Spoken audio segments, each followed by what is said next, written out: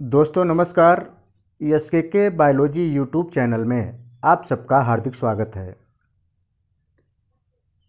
दोस्तों, ऐसा माना जाता है कि मृत्यु के बाद व्यक्ति का शरीर पूरी तरह से निर्जीव हो जाता है, पर हकीकत में ऐसा नहीं है।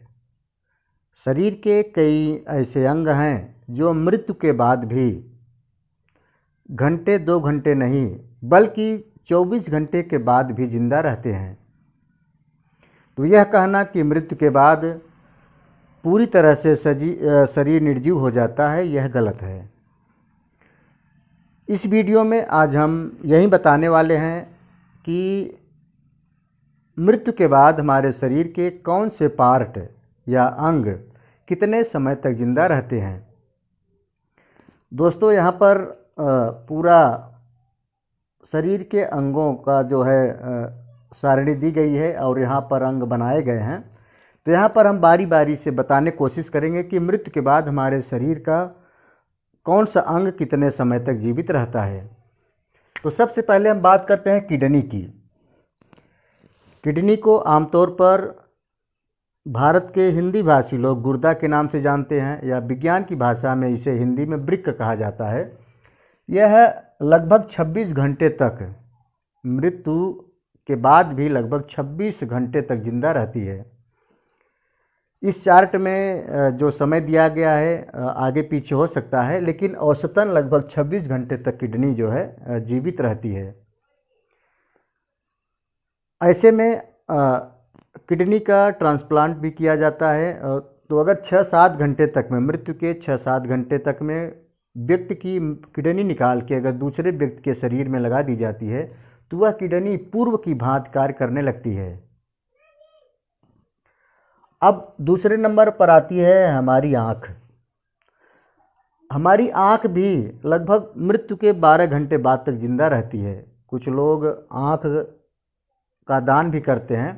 तो ऐसे में अगर आदमी मर जाता है तो उसकी आँख को 6 घंटे तक में निकाल के दूसरे व्यक्ति के शरीर में अगर लगा दिया जाए तो उस व्यक्ति में पूर्व की भांति, जैसे वह आँख पहले अपने मूल बॉडी में कार्य करती थी, वैसे ही दूसरे बॉडी में भी कार्य करना प्रारंभ करती है। फिर आता है, देखिए हमारा यहाँ पर लीवर, ये लीवर का डायग्राम बना हुआ है और ये लीवर है। लीवर जो है हमारा, यानी कि जिगर, लगभग 15 घंटे तक जिंदा रहता है। फिर आता है फेफड़े। आप तो जानते हैं कि फेफड़े हमारे शरीर में एक जोड़ी होते हैं और फेफड़े हमारे श्वसन क्रिया का, श्वसन तंत्र का एक महत्वपूर्ण अंग है। वह ऑक्सीजन को छान कर वायुमंडल से, जो वायु का मिश्रण है हमारे फेफड़े में पहुंचता है नाक के द्वारा, तो उससे ऑक्सीजन को छान कर रक्त में पहुंचाता है। कौन? फेफड़े। तो फेफड़े भी हमारे जो है 8 घंटे तक जीवित रहते हैं।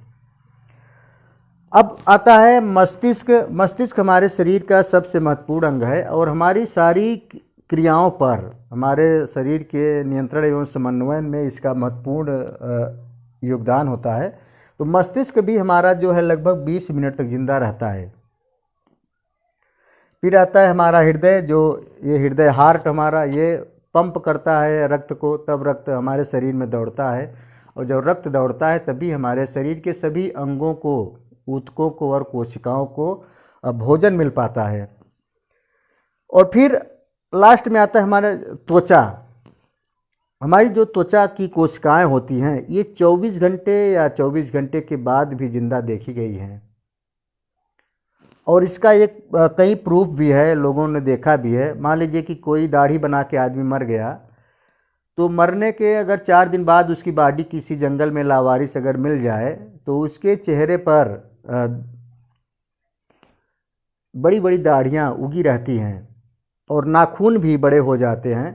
तो इससे यह साबित होता है कि त्वचा की जो कोशिकाएं जीवित थीं तभी वो बढ़े हैं। कुछ लोग इसमें भ्रमित भी हो जाते हैं कि जब वो घर से निकले थे तब वो दाढ़ी नहीं थी, आज दाढ़ी है, इसका मतलब आज ही उनका मर्डर हुआ है या मृत्यु हुई है। तो ऐसा नहीं है। वो 4-5 दिन बाद तक भी त्वचा की जो कोशिकाएं होती हैं जीवित रहती हैं। तो दोस्तों, यहाँ पर एक प्रश्न उठता है कि अगर ये जो शरीर के अंग हैं मरने के बाद अगर दूसरे व्यक्ति के शरीर में कार्य कर सकते हैं अच्छे तरीके से। तो अगर हमारे शरीर में भी मरने के बाद तत्काल यानी कि अगर कुछ ऐसा सिस्टम विकसित किया जाए जिससे कि हमारे शरीर का रक्त परिभ्रमण शुरू हो जाए तो आदमी को जीवित किया जा सकता है। और इसकी शुरुआत सबसे पहले यहीं पर, सबसे महत्वपूर्ण अंग है हमारे शरीर का मस्तिष्क।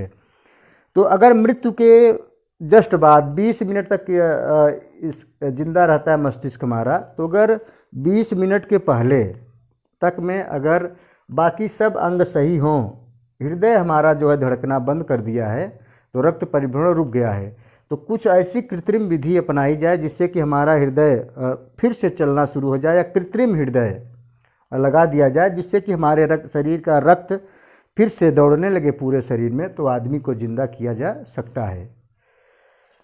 यह प्रश्न कठिन है पर नामुमकिन नहीं है। अगर वैज्ञानिक इसका हल ढूंढें तो बहुत जल्द इसमें सफलता पाई जा सकती है, यानी कि मृत्यु के बाद व्यक्ति को पुनर्जीवित किया जा सकता है। तो दोस्तों, मुझे उम्मीद है कि आप सबको हमारी यह वीडियो पसंद आई होगी। बहुत जल्द हम फिर एक ऐसे ही नए बहुपयोगी मैटर के साथ हाजिर होंगे। तब तक के लिए नमस्कार।